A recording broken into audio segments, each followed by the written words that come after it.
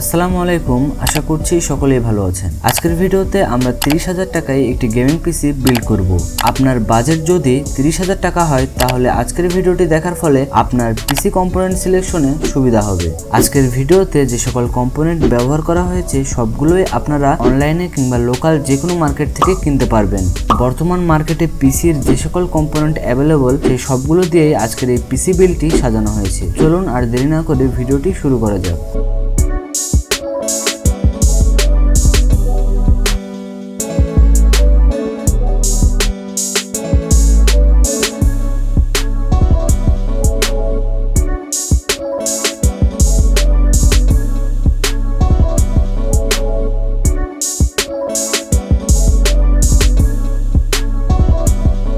আজকের ভিডিওতে প্রথমে আমরা প্রসেসর নিয়ে কথা বলবো।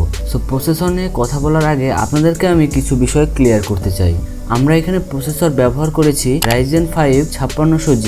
এই প্রসেসরটির সঙ্গে আপনারা সকলেই পরিচিত। বর্তমানে বাংলাদেশে এটি একটি জাতীয় প্রসেসর হিসেবে পরিচিত। তো গত ভিডিওতে আমরা এখানে 5600G যে প্রসেসরটি ব্যবহার করেছিলাম সেটা ছিল আমাদের রেগুলার প্রসেসর, বাট আজকে আমরা ইউজ করব চাইনিজ এডিশন। তো চাইনিজ এডিশন ব্যবহার করার ফলে আমরা এখানে প্রাইসে কিছুটা আপ ডাউন দেখতে পারবো। যদি আমরা Ryzen 5 5600G বক্স প্রসেসর কিনি তাহলে সেক্ষেত্রে আমাদের প্রাইসটা একটু বেশি পড়ে, আর যদি আমরা Ryzen 5 5600G চাইনিজ এডিশন কিনি সেক্ষেত্রে প্রাইসটা অনেকটাই কমে আসে। তো আজকের ভিডিওর বাজেট অনুযায়ী আমরা Ryzen 5 5600G চাইনিজ এডিশনটিকে ব্যবহার করছি। আপনাদের নর্মাল প্রসেসরে বক্স থাকে এবং চাইনিজ যে এডিশনটি আসে সেটা ট্রেতে করে আসে। তো এটাই হচ্ছে মূলত ডিফারেন্স। এছাড়া প্রসেসরের কোনো সমস্যা হয় না। আর আপনারা অনেকেই জানেন যে প্রসেসর কখনো ডুপ্লিকেট বা নকল হয় না। সো Ryzen 5 5600G এই প্রসেসরে যা যা থাকছে 6 core 12 thread 16MB L3 cash 3.9 GHz up to 4.4 GHz। এছাড়া মেমোরি স্পিড থাকছে 3200 MHz।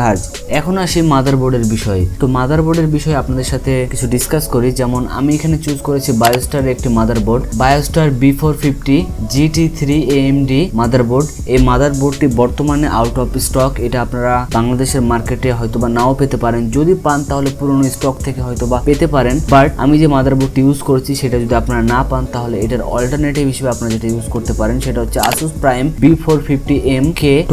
এই মাদারবোর্ডটি আপনারা ইউজ করতে পারেন। এটি একটি মাইক্রো এটিএক্স মাদারবোর্ড এবং এটিও চাইনিজ ভার্সন। এই মাদারবোর্ডটিতে রাইজনের 4000G এবং 5000G সিরিজের সকল প্রসেসর ইউজ করতে পারবেন। এখানে র্যামের জন্য দুটি স্লট থাকছে যেখানে আপনারা ম্যাক্সিমাম 64GB পর্যন্ত র্যাম ইউজ করতে পারবেন। এখানে আমরা র্যাম হিসেবে ইউজ করেছি Corsair Vinges LPX 8GB DDR4 3200 MHz এর একটি র্যাম। এই র্যামটির সঙ্গেও আপনারা সকলে পরিচিত, কারণ Corsair এর এই র্যামটি প্রচুর পরিমাণে বাংলাদেশের মার্কেটে কিংবা ইন্ডিয়ান মার্কেটে সেল হয়েছে। তো এই র্যামটিও বর্তমানে একটি জনপ্রিয় র্যাম হিসেবে পরিচিত হয়ে গেছে এবং র্যামটির প্রাইস আগে অনেক বেশি ছিল, এখন বর্তমানে অনেকটাই ডাউন হয়ে চলে এসেছে।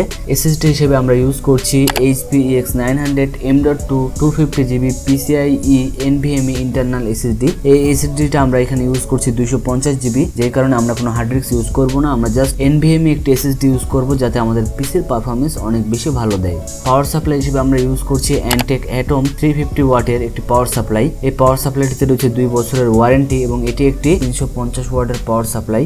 কেসিং হিসেবে আমরা ইউজ করছি ভ্যালুটপ VT B701W mini tower gaming case white.